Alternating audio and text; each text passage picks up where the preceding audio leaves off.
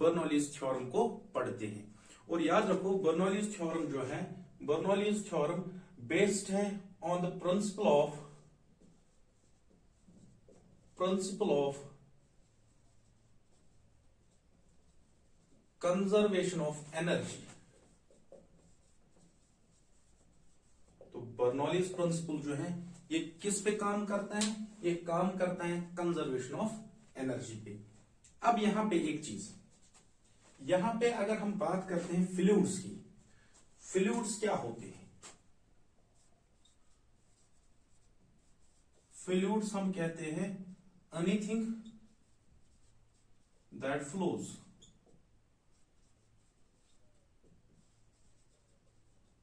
कोई भी चीज जो फ्लो करता है उसको हम फ्लूइड कहते हैं। और फ्लूइड जो है इसमें दो जो आते हैं, that's liquids and gases.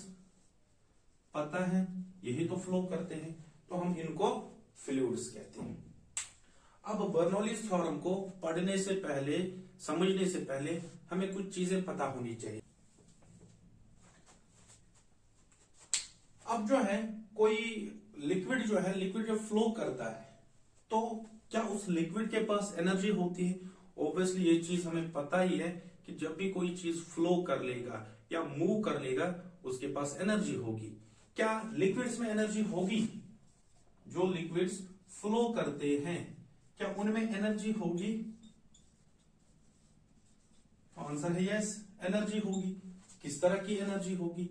Energy होगी, हम जानते हैं काइनेटिक एनर्जी होगी, काइनेटिक एनर्जी होगी, क्योंकि ड्यूरिंग मोशन काइनेटिक एनर्जी होगी। क्या उनके पास पोटेंशियल एनर्जी है? यस, पोटेंशियल एनर्जी भी होती है, पोटेंशियल एनर्जी भी होती है। अब एक और एनर्जी जो होती है जिसको हम कहते हैं प्रेशर एनर्जी।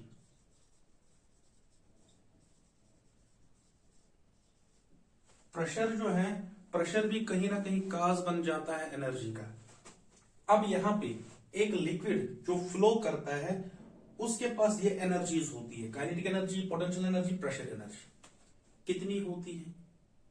अब ये एनर्जीज जो होती हैं कितनी होती है एक लिक्विड के पास जो फ्लो करती, वो एनर्जीज हम देखेंगे। वॉल्यूम वाइज भी कह सकते हैं और मास वाइज भी। वो चीजें हम यहाँ पे कैलकुलेट पहले करते हैं, उसके बाद हम आते हैं बर्नौलीज थ्योरम पे। अब यहां पे अगर हम बात करेंगे energy in flowing liquids, in flowing liquids, चलो पहली एनर्जी कहेंगे प्रेशर एनर्जी। प्रेशर एनर्जी होती है और ये प्रेशर एनर्जी एक फ्लोइंग लिक्विड के पास कितनी होती है? जब यहां से, लेट्स अज्यूम दैट कि यहां से जब कोई लिक्विड इस ट्यूब में से जा रहा है तो वो उसके पार्टिकल्स जो हैं यहां पे मान के चलते हैं, फिर विद टाइम ड्यूरेशन वो आगे बढ़ते हुए ऐसे जाएंगे, आगे बढ़ते हुए ऐसे जाएंगे। ठीक है, दैट मीन्स कि यहां पे अगर ये पार्टिकल 1 है, कुछ टाइम के बाद ये यहां पे पहुंचा हुआ है, कुछ टाइम के बाद ये यहां पे पहुंचा है, तो इसका मतलब इसने ये डिस्प्लेस हुआ है। और ऑब्वियसली इसको हमने पीछे से प्रेशर लगाया हुआ था तो फोर्स लगा है, उस प्रेशर के कारण फोर्स यहां पे लगा है। तो फोर्स और डिस्प्लेसमेंट जब होता है तो वर्क डन कहलाता है। तो हम कहेंगे कि ये प्रेशर एनर्जी जो है इसकी वजह से क्या होगा? इसकी वजह से वर्क डन होगा। इसकी वजह से क्या होगा? वर्क डन होगा। अब अगर ये देखेंगे कितना होगा, तो प्रेशर एनर्जी जो होगी that will B work done. Work done क्या होता है? वर्क डन होता है फोर्स इनटू डिस्प्लेसमेंट। तो हम कहेंगे force, let suppose force F लगा है, फोर्स F लगा है और डिस्प्लेसमेंट चलो यहां कहेंगे x, डिस्प्लेसमेंट x हुआ है। तो वर्क डन जो हो गया फोर्स इंटू डिस्प्लेसमेंट। कैलकुलेट करते हैं तो प्रेशर एनर्जी फोर्स के लिए आप लोगों ने प्रेशर के लिए फॉर्मूला सुना होगा, pressure is force per unit area. चूंकि फोर्स जो है इस टाइम हम फ्लूइड्स के बारे में बात कर रहे हैं, तो इन टर्म्स ऑफ प्रेशर बात करेंगे फोर्स कितना होता है। तो यहां से फोर्स अगर कहेंगे दैट्स प्रेशर इनटू एरिया। तो वही चीज यहां पे इस फोर्स की जगह मैं लिखूंगा प्रेशर इनटू एरिया, और साथ में क्या है एक्स इज द डिस्प्लेसमेंट। तो प्रेशर एनर्जी कितनी बन जाएगी, प्रेशर एनर्जी बन जाएगी pressure into area into displacement, area into displacement. क्या इसको वॉल्यूम कह सकते हैं? बिल्कुल कह सकते हैं, क्योंकि वॉल्यूम जो है एरिया इनटू डिस्प्लेसमेंट होता है। तो इसकी जगह मैं वॉल्यूम कहूंगा, पीवी बन जाएगा। तो ये प्रेशर एनर्जी बन जाएगी, total pressure energy flowing liquids के पास, जो लिक्विड फ्लो कर लेंगे उसके पास जो एनर्जी प्रेशर एनर्जी रहेगी ये रहेगी। अब बात होती है, क्योंकि यहां पे जो हमने ट्यूब लिया हुआ है ये इसका क्रॉस सेक्शन डिफरेंट है, तो यहां पे प्रेशर एक तरीके का होगा या वॉल्यूम एक तरीके का है, बढ़ते बढ़ते यहां वॉल्यूम बढ़ रहा है, ठीक है। तो जिसकी वजह से हम ये pressure energy per unit volume के हिसाब से निकालते हैं। तो हम कहेंगे pressure energy per unit volume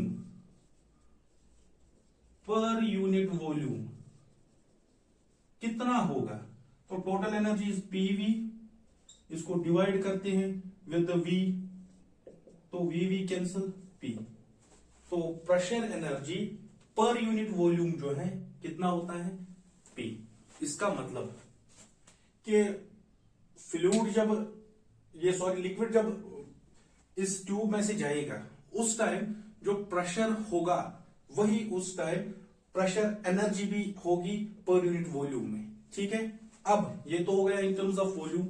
अगर इन टर्म्स ऑफ मास हम कहेंगे प्रेशर एनर्जी, यहां पे लिखेंगे प्रेशर एनर्जी, चलो पर यूनिट मास कहते हैं, पर यूनिट मास। टोटल एनर्जी कितनी है, पीवी, तो पीवी। अब इसको डिवाइड किससे करते हैं, मास के साथ, एम के साथ। अब फिर से यहां पे अगर हम बात करते हैं मास इन टर्म्स ऑफ डेंसिटी, मास किसके बराबर होता है या मास डेंसिटी किसके बराबर होती है, तो हम कह सकते हैं density is equal to mass per unit volume. Mass per unit, यहां से अगर मास निकालेंगे तो rho into v, rho is the density, ठीक है। तो प्रेशर एनर्जी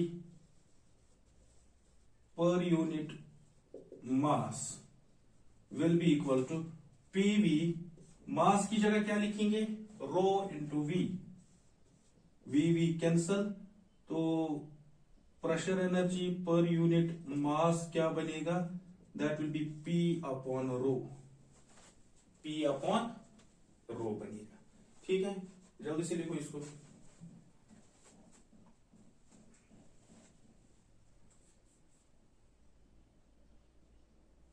अब जो है हम दूसरी एनर्जी कहेंगे, ये तो हमने प्रेशर एनर्जी कही थी फ्लोइंग लिक्विड्स में, पर यूनिट वॉल्यूम में और पर यूनिट मास में।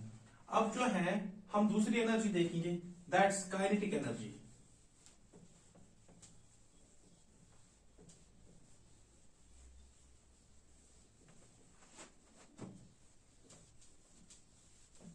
काइनेटिक एनर्जी कितनी होती है,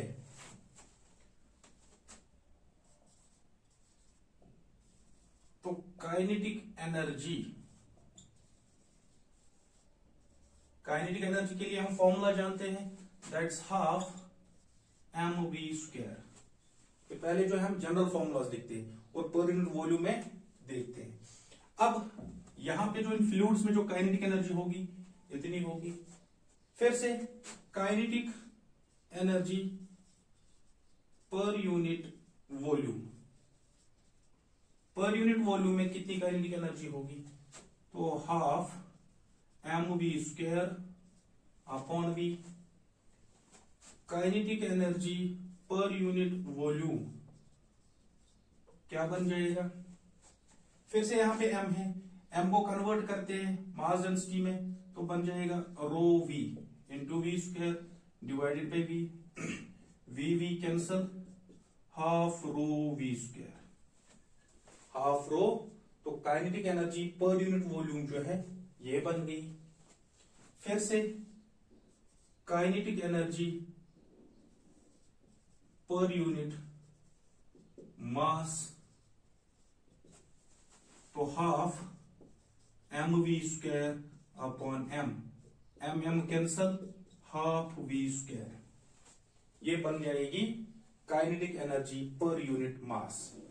तो अब इस फ्लूइड के अंदर या इस लिक्विड के अंदर जो है जो काइनेटिक एनर्जी इसके पास होगी वो पर यूनिट वॉल्यूम में ये, इन टर्म्स ऑफ मास में अगर कहेंगे तो पर यूनिट मास में ये एनर्जी होगी। तो होगी दो एनर्जीज। इन द सेम वे हम पोटेंशियल एनर्जी कहते हैं। पोटेंशियल एनर्जी कितनी होगी,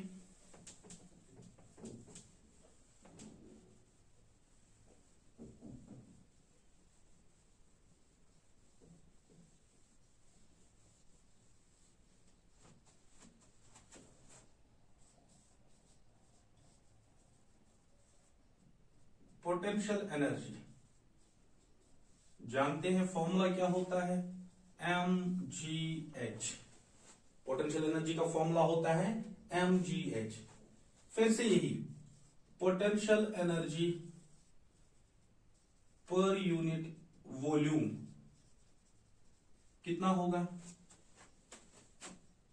mgh डिवाइडेड बाई v, क्योंकि पर यूनिट वॉल्यूम है तो वॉल्यूम के साथ डिवाइड।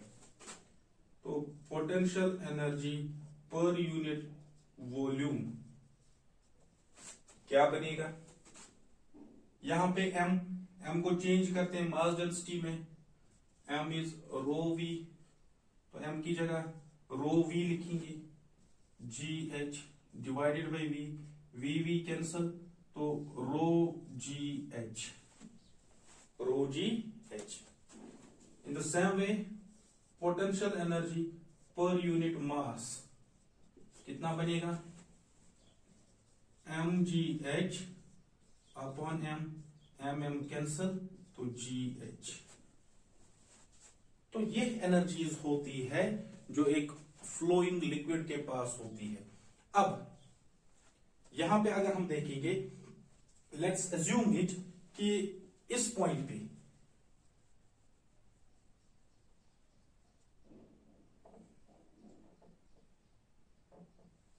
हम कहेंगे कि ये पोजीशन ए है।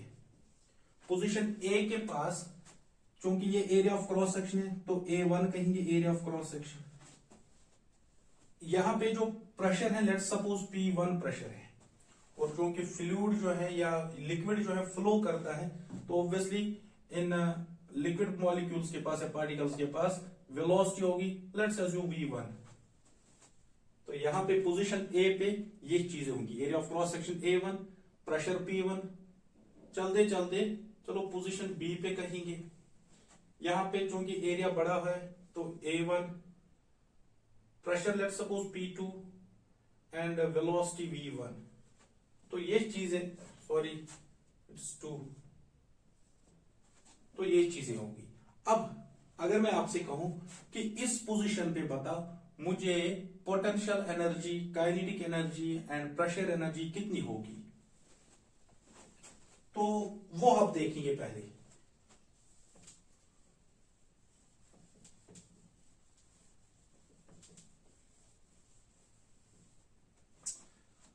हम इस तरह से लिखेंगे, एट पोजीशन ए, ए पोजीशन पे कहेंगे pressure energy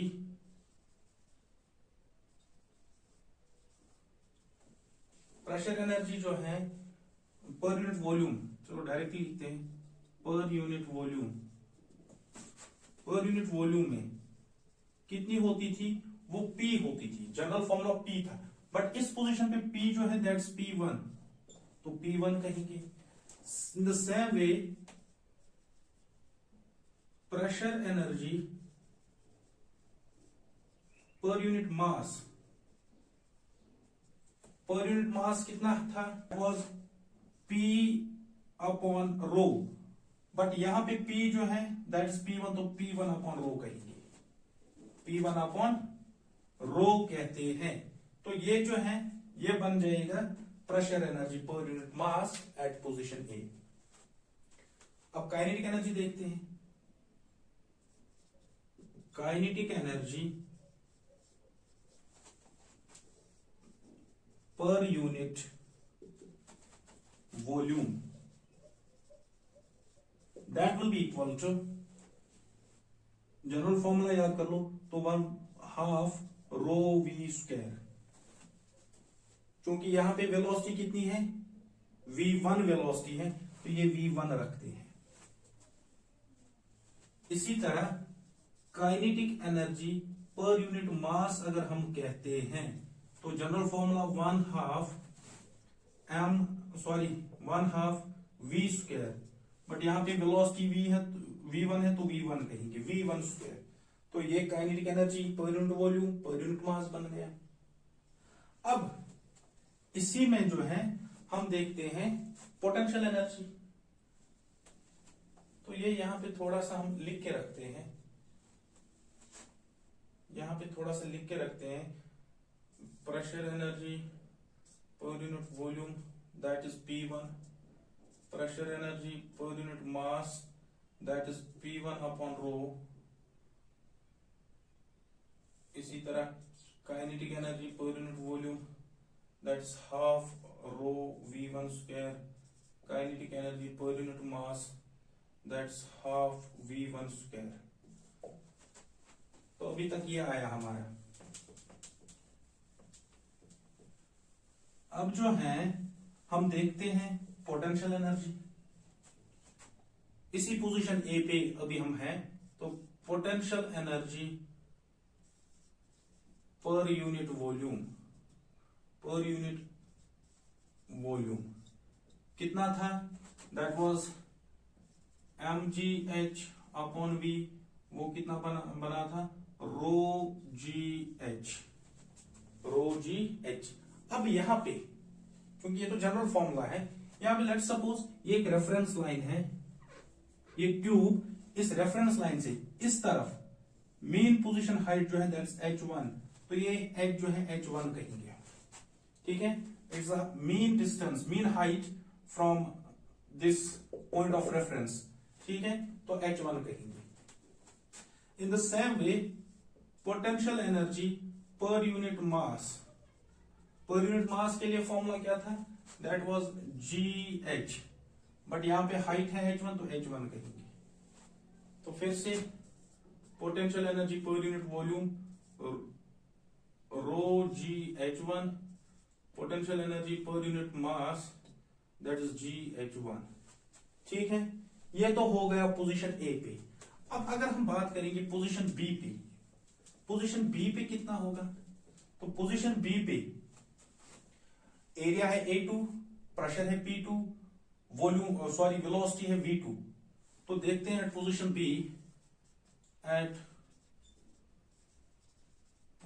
B,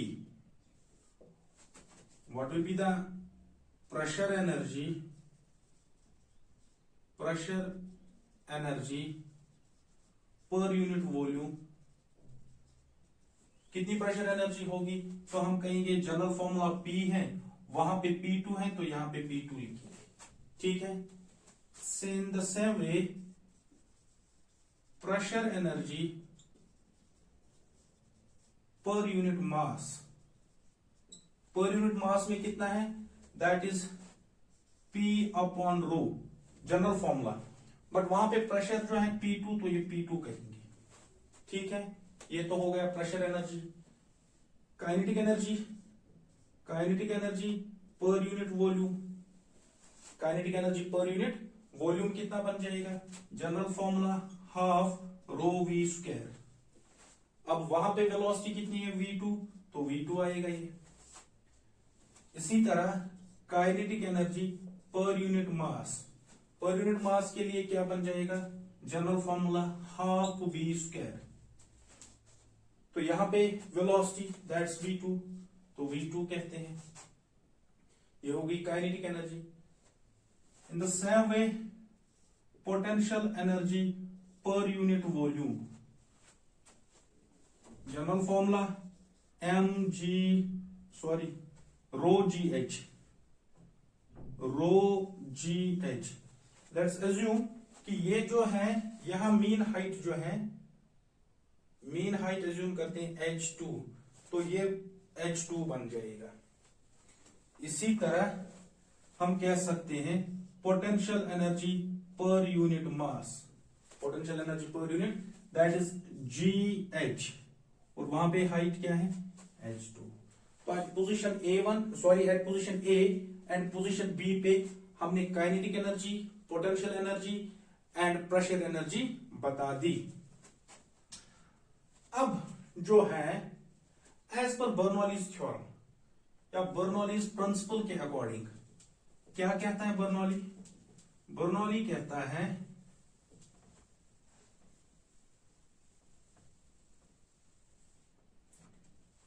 according to Bernoulli's principal, अगर हम स्टेटमेंट इसका कहते हैं,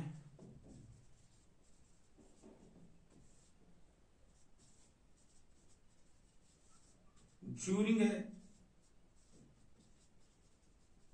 streamline flow, during a streamline flow, the total energy of the fluid, of the liquid,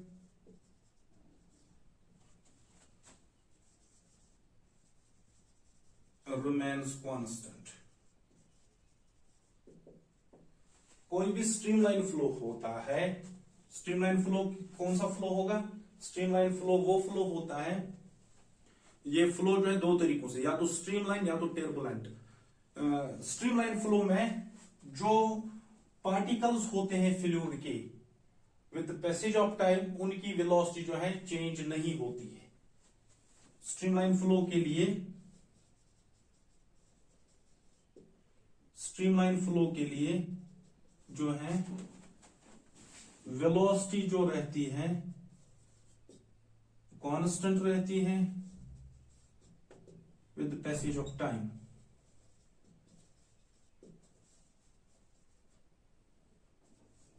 with the passage of time ये जो होता है स्ट्रीमलाइन फ्लो कहलाता है। ठीक है, जैसे ये यहां पे अगर पार्टिकल है तो इस पर्टिकुलर डायरेक्शन पे उसकी वेलोसिटी जो है इस तरफ है, तो यहां से जो कोई भी पार्टिकल निकलेगा उसकी वेलोसिटी इस तरफ होगी। फिर यहां पे पार्टिकल्स पहुंचते हैं, यहां पे इस तरफ की डायरेक्शन है, तो जो कोई भी फ्लूइड पार्टिकल यहां से निकलेगा उसकी वेलोसिटी इस तरफ होगी। तो दैट मींस वेलोसिटी जो है वेलोसिटी चेंज नहीं होती है, वेलोसिटी कांस्टेंट रहती है with the passage of time. If this is position A या P, position Q, position P पे जब भी फ्लूइड पार्टिकल्स जाएंगे, लिक्विड पार्टिकल्स जाएंगे, उनकी वेलोसिटी इसी तरफ होगी। तो वही हम कहते हैं स्ट्रीमलाइन फ्लो। तो इस दौरान क्या होता है, टोटल एनर्जी जो रहती है दैट रिमेन्स कांस्टेंट। अब टोटल एनर्जी इस फ्लूइड में कौन कौन सी एनर्जी है ड्यूरिंग इट्स फ्लो? कौन कौन सी है? एक तो प्रेशर एनर्जी है, एक तो प्रेशर एनर्जी है, एक तो काइनेटिक एनर्जी है, और एक तो पोटेंशियल एनर्जी है। अब ये क्या कह रहे हैं? Total energy. टोटल इनका क्या हो गया? We have to sum up this, इनको हम सम करते हैं। Pressure energy plus kinetic energy plus potential energy, ये क्या रह रहा है? Remains constant. ये कांस्टेंट है, दैट मीन्स कि यहां पे जो है pressure energy plus kinetic energy plus potential energy यहां पे जो है कांस्टेंट है। क्या इस तरह हम कह सकते हैं, क्या इस तरह हम कह सकते हैं at position A, position A पे मुझे बताओ, पर यूनिट वॉल्यूम भी कह सकते हो, पर यूनिट मास भी कह सकते हो, बट ऐसा नहीं कि आप इस वाले में पर यूनिट वॉल्यूम लोगे, इस वाले में पर यूनिट मास लोगे, नहीं। अगर पर यूनिट वॉल्यूम लोगे तो सब में पर यूनिट वॉल्यूम ले लो, अगर पर यूनिट मास लेते हो तो सब में पर यूनिट मास ही ले लो, ठीक है। तो हम कह सकते हैं at position A what is pressure energy, per unit volume में कहेंगे तो P1 plus what is kinetic energy, kinetic energy per unit volume में that's half rho V1 square, and what is potential energy, that is rho GH1, and as per this it remains constant, ठीक है। Position A पे, अच्छा position B पे eight ए, अच्छा eight B अगर हम बात करते हैं, एट बी कितना बनेगा, at B P2 plus half rho V2 square plus rho GH2, ये भी फिर क्या होगा, कांस्टेंट होगा। तो यहां भी ये टोटल एनर्जी क्या होगी, तो इसमें कहीं पे भी आप टोटल एनर्जी देख लोगे दैट रिमेन्स कांस्टेंट। तो एज पर दिस क्या हम इस तरह से कह सकते हैं कि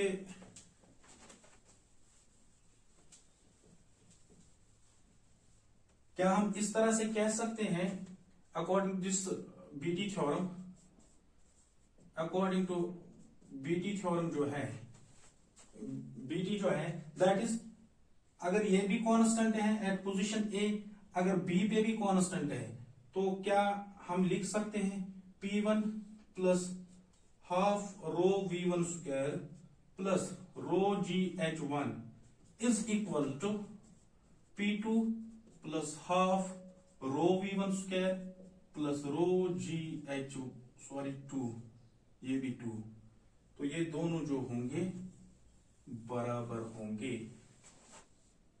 ठीक है। तो यहां पे जो एनर्जी होगी वही यहां पे होगी, वही हर किसी पॉइंट पे अगर देख लोगे total energy will remain same. तो ये तो बर्नौलीज थ्योरम है।